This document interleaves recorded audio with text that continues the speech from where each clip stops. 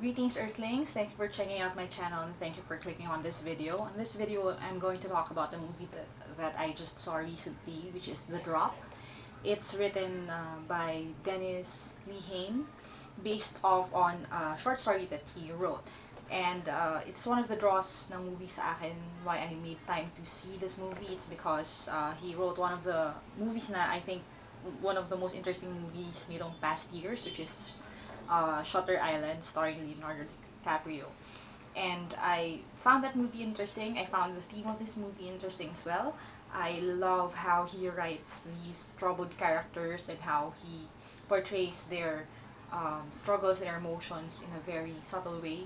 Pero at the end, kung saan magkakaroon ng parang resolution, it all makes sense. And this movie is not an exception. It's also a very good movie, very well written, and also very well acted. This stars the late great James Gandolfini as Cousin Marv, Tom Hardy, who is one of the, I think, one of the most talented actors nitong time na to. Uh, ang flaw niya lang is that he can't he can't do yung Brooklyn accent. He just sounds kind of slow or mentally challenged dun sa attempt niya to sound like a local boy. It also stars Numira Paz or Pace, I don't know how you say her name, who is actually a very good actress as well. She played Dr. Elizabeth sa Prometheus. I think she also did a good job doon sa movie na yon. But ang pinaka-notable na performance niya for me is starring as Lisbeth sa Girl with the Dragon Tattoo. Not the one with Rooney Mara, hindi English version. The original Swedish version yata. She's also very talented and she's in this movie as Tom Hardy's say love interest or friend. I also loved yung idea ng movie, very simple.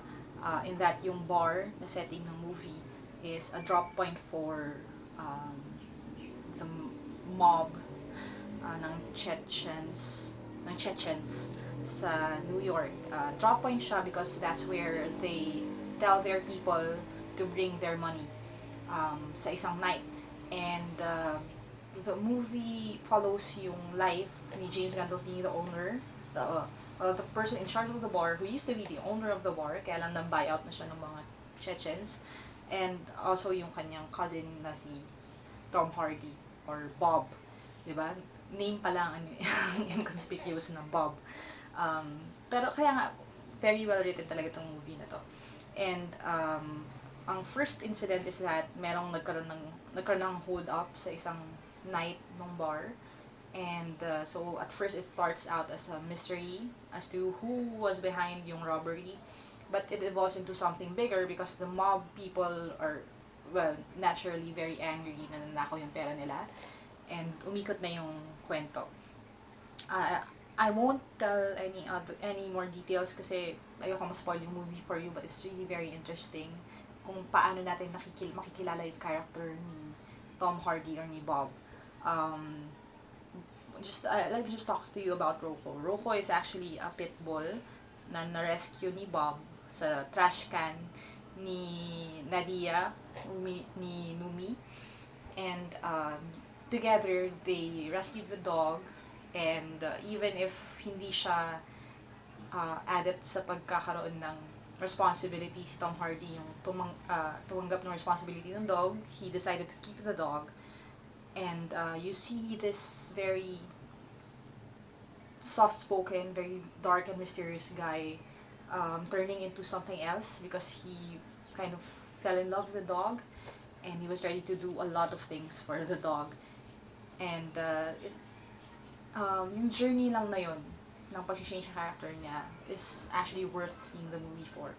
I won't tell you about the big climax, but what I can say is that it's a really good movie, but it is a little longer. So longer than most mainstream movies. So if you're not patient enough, if you're not used to watching art films na medyo maraming drag-along scenes, mga blurred scenes, establishing shots na walang dialogue, walang explosions or anything like that, you may get bored.